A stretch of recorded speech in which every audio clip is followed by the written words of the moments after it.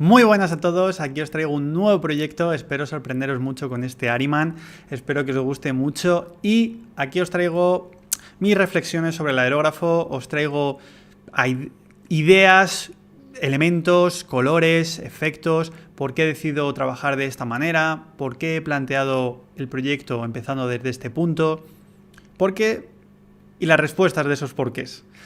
Vamos a comenzar con el aerógrafo y os voy a explicar ciertos trucos. Por ejemplo, ahora mismo estáis viendo en la paleta húmeda que tengo ese color marrón.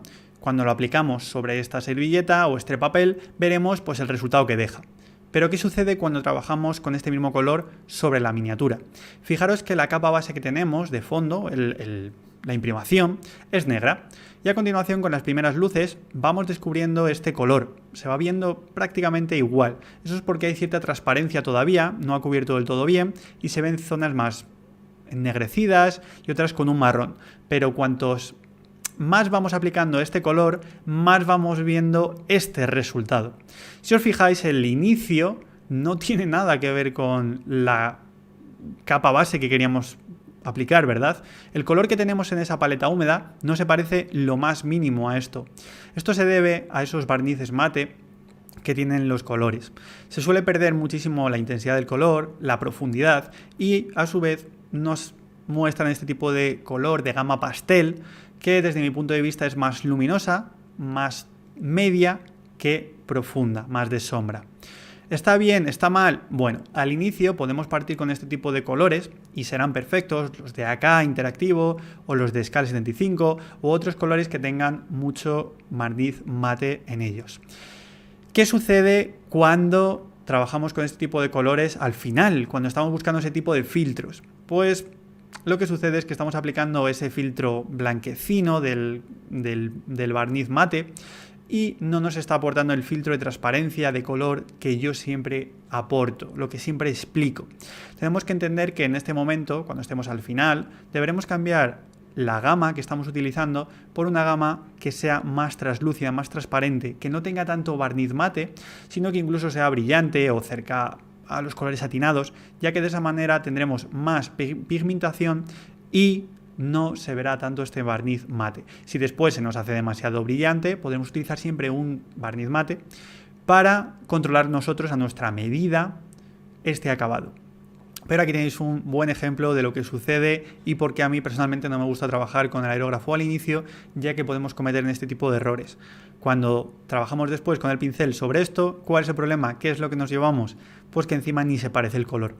Entonces tened en cuenta ese tipo de detallitos. Siempre con el aerógrafo se suele acentuar ese grado de mate un poquito más que cuando lo trabajamos a pincel. Por lo tanto, esta gama de color incluso se nos quedaría pues más mate de lo que debería y cuando trabajemos con el pincel no llegaría a ese punto de mate. Por lo tanto, tendríamos a lo mejor más profundidad de color. Tenedlo en cuenta ya que es importante. Otra cosa interesante es, fijaros que he comenzado desde el inicio con un marrón. ¿Por qué he utilizado marrón para todo? Pues para que veáis que no es tan complicado el decidir cómo empezar una miniatura si lo entendemos por el valor de cada color, en vez de pensar ¿qué color debo aplicar aquí? Si ya he utilizado aquí marrón, ¿qué color utilizo para esto? Y ahora, ¿qué color utilizo para esto otro? Vale, ¿y ahora qué color uso? En vez de entender todo eso como qué color uso, piensa qué valor le puede encajar más a esta miniatura. Si os fijáis, estoy trabajando con un color marrón, que desde mi juicio tenía que haber sido más oscuro, pero bueno, he visto que me valía, que después se podía seguir ajustando y de hecho lo iré ajustando después con más tonos medios y con más sombras. Pero lo he utilizado como base. La base para todo. Fijaros que para el dorado, este metálico o no metálico dorado, he utilizado ese marrón. Y después voy a utilizar el color medio que me interesa, pero siempre respetando esos perfilados de sombra que he podido generar. De esta manera puedo acentuar el color, acentuar el contraste e ir viendo si en los puntos que me interesa colocarlo es el sitio correcto. Una vez que lo teníamos ya planteado, que vemos que ya más o menos va encajando, acentuamos aún más ese contraste para ver o entrever ese no metálico, ver ese contraste, a ver si va saliendo, si va encajando, si nos gusta cómo va quedando.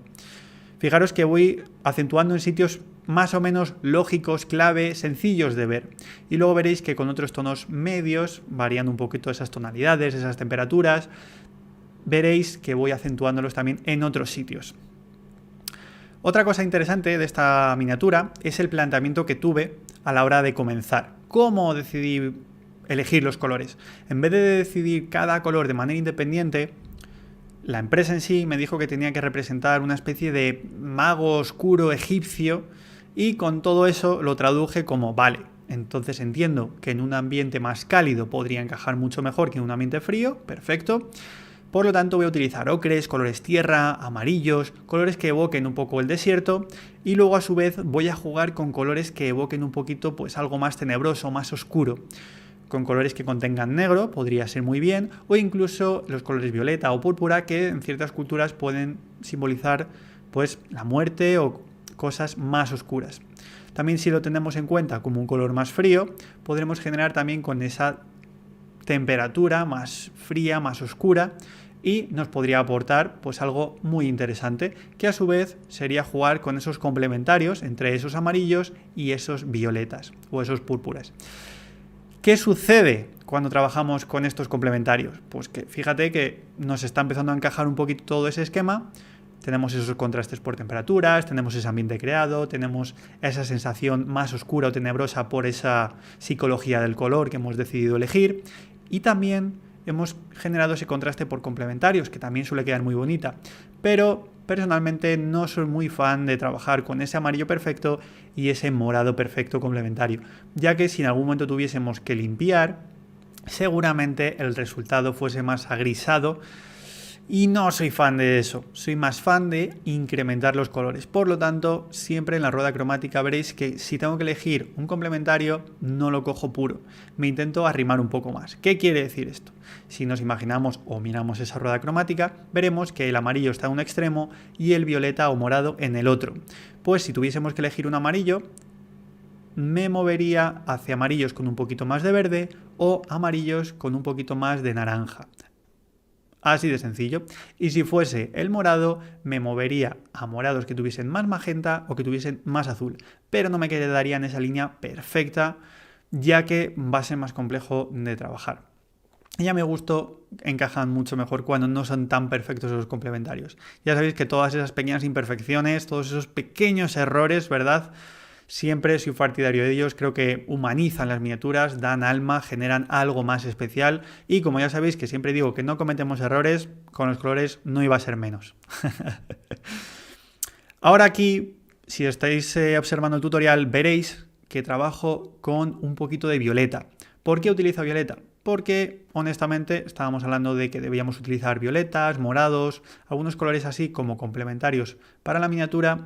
Y a su vez, si trabajamos con estos violetas o estos morados, es muy fácil de controlarlos cuando estamos hablando de un color negro puro.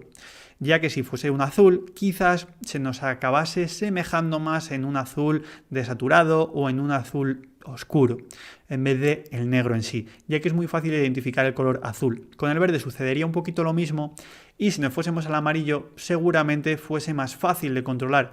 Pero, ¿qué pasa? Que a lo mejor cometemos el error de que se parezca un poquito al resto de tonos que vamos a tener. Puede que se nos haga un tono más amarronado y se pareciese a lo mejor a los dorados o al tono de piel. Puede que acabara siendo un color más tipo oliva.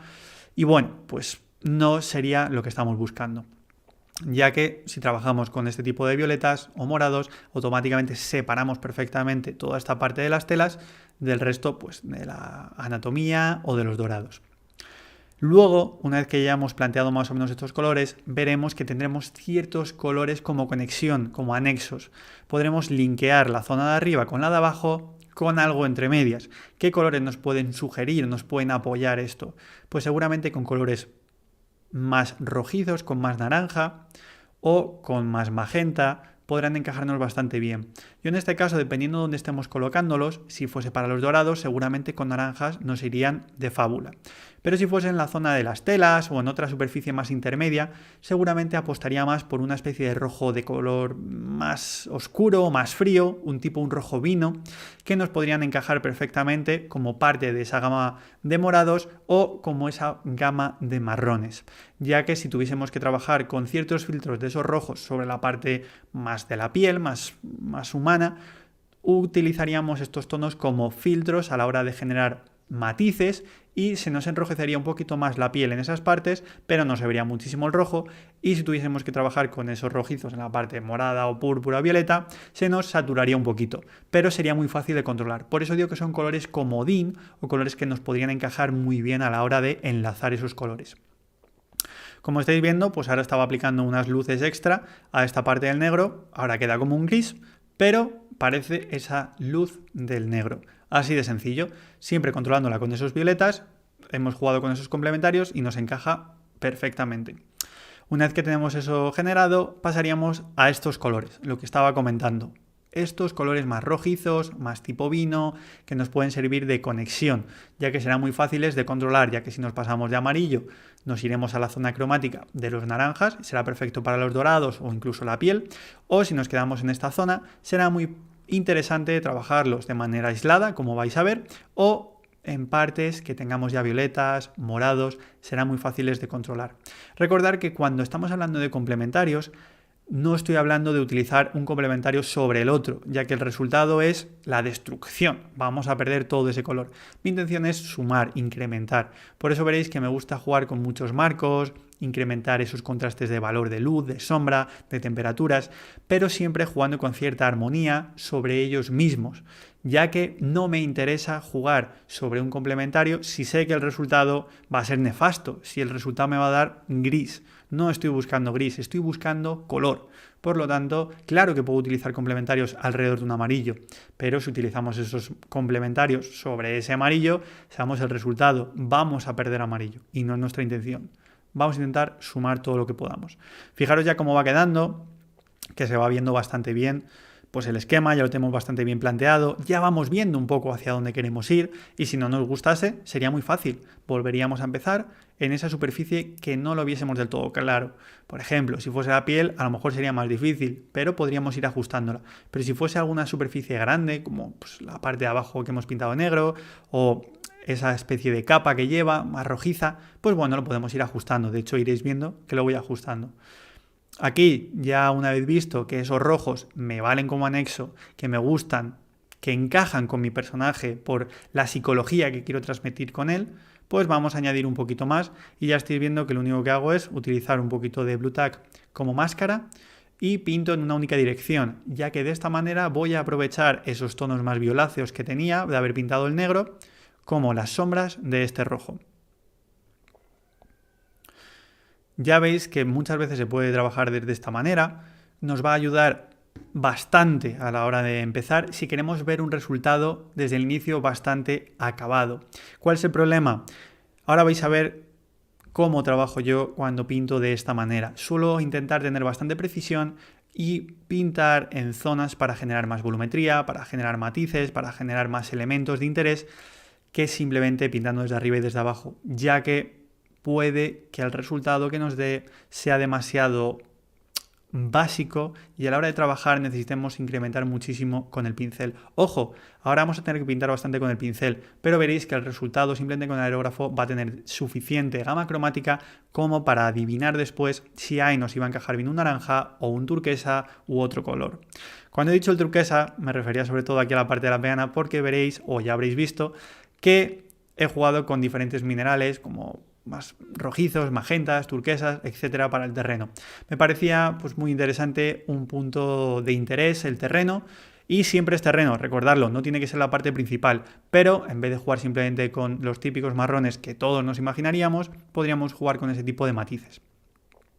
Ahora estáis viendo que estoy dándole más matices a toda esta parte del dorado. Fijaros también que tiene ciertos violetas que en principio deberían ser como una sombra, pero que después veréis que van a funcionar simplemente como tonos medios. Tonos medios a lo mejor un poco para la zona de la sombra, ya que van a ser tonos fríos, y luego los naranjas para zonas un poquito más intermedias o de luz. podéis observar que el representar un no metálico dorado no quiere decir simplemente blanco, amarillo y negro. Podemos jugar con muchísimos matices. Si estamos hablando de que esa zona donde está ahora mismo situado este personaje es una zona muy cálida, muy arenosa, con muchos colores ocres, podremos jugar siempre con colores cálidos. Pero, como ya habéis visto, podemos incorporar ciertos colores más fríos como estos violetas. No pasará nada, no se va a estropear la miniatura, no hace falta solamente jugar con tonos fríos cuando estamos en un clima frío. Claro que podemos jugar con colores fríos, pero tenemos que saber hasta qué punto podemos enfriar la superficie o no. Si estamos hablando de zonas muy delimitadas, muy concretas, podremos jugar con estos toques que nos van a incrementar muchísimo esos contrastes. El problema sería que nos pasásemos de estos violetas. Pero como ya habéis visto, tenemos en zonas en las que tenemos bastante violeta, incluso hemos eliminado bastante del marrón que teníamos antes, pero hemos dejado el marrón en otros puntos, ya que de esa manera generaremos diferentes tipos de sombra y diferentes tonos medios. Ahora lo que estáis viendo es simplemente con muchísima precisión ir generando ciertos brillitos con estos naranjas e ir testeando si funcionan este tipo de brillos. Con estos brillos lo que vamos a conseguir es intensificar la sensación no metálico de una manera muy rápida. Luego tendremos que reajustarlos con el pincel, por supuesto. Y seguramente que más de una pata de araña salga de esta manera. Pero os sirve como ejercicio para ir incrementando esa precisión y consiguiendo resultados realmente buenos. Ahora, una vez que ya tenemos todo esto estructurado, vamos a pasar a incrementar los blancos. Vamos a generar aún más contraste en la superficie del dorado. Como los contrastes con los no metálicos funcionan, pues por valor, así de sencillo, por mucho que juegue con temperaturas, si no meto valor de blanco y negro, no va a salir nada del no metálico. Así que ahora es donde vamos a intensificar un poquito esos contrastes. Hemos jugado primero con luz y ahora vamos a jugar con sombra. De igual manera, como el tono de piel no me gustaba, no veía que funcionara del todo bien, necesitaba mucha sombra, vamos a intensificar esas sombras. ¿Con qué colores podemos intensificarlo? Podemos jugar con marrones que sepamos que son más oscuros, un Rhinos Hide o colores que tengan más profundidad, o incluso podemos jugar con el mismo color que teníamos, incrementándolo con violetas, con azules, con rojos, o simplemente utilizar marrones, violetas o rojos más profundos y darle la profundidad que necesita a esta anatomía o a esta piel. También tenéis que tener en cuenta que cuando hablamos de no metálicos podemos jugar con marcos alrededor de los no metálicos. Es decir, si pintamos solamente el contraste en el no metálico puede que funcione, pero si somos un poquito más pillos y utilizamos, por ejemplo, una piel un poquito más oscura de lo que a lo mejor debería ser, o intensificamos en la piel, ya que está muy próxima a estos no metálicos, sombras muy profundas, estas sombras van a hacer que los no metálicos parezcan mucho más claros, por lo tanto van a aportar mucha más luminosidad y nos va a aportar más la sensación de metalizado, que es un poco el objetivo. Así que muchas veces nos podemos apoyar con elementos alrededor de la superficie que queremos pintar para conseguir el contraste deseado o representar el material deseado. Ya sabéis que los no metálicos es un poquito complejo al inicio, pero una vez que los comprendemos sabemos que es bastante sencillo y podemos hacer mil virguerías con ellos. De hecho, aquí os traigo pues, otro ejemplo más de no metálicos, os traigo más y más cantidad de ejemplos, de formas de pintarlos, que al final se resumen en simplemente ese conocimiento de ver cómo funciona el material y aplicarlo. Ya sé que esta parte ha quedado como muy filosófica y muy sencilla, pero de verdad, una vez que más o menos se comprende, simplemente van saliendo solos. Aquí tenéis el ejemplo de la profundidad que estoy aplicando también a estos dorados, que ahora ya empieza a salir un poquito más ese contraste. Y bueno, pues aquí tenéis lo que sería el proceso no completo, pero bastante de lo que yo haría con el aerógrafo. Me parece muy interesante, creo que puede ser un buen punto de partida para este proyecto o para otros muchos. Y nada, aquí os dejo este proyecto, espero que os haya gustado mucho ver todo este proceso de aerógrafo, ver todo lo que me planteo antes de comenzar y sobre todo que sepáis que después vamos a empezar con el pincel y vamos a disfrutar un montón. Así que nada, espero que disfrutéis muchísimo con este proyecto, muchísimas gracias por el apoyo, por ver esta cantidad de contenido y nos vemos en el siguiente tutorial. ¡Chao, chao!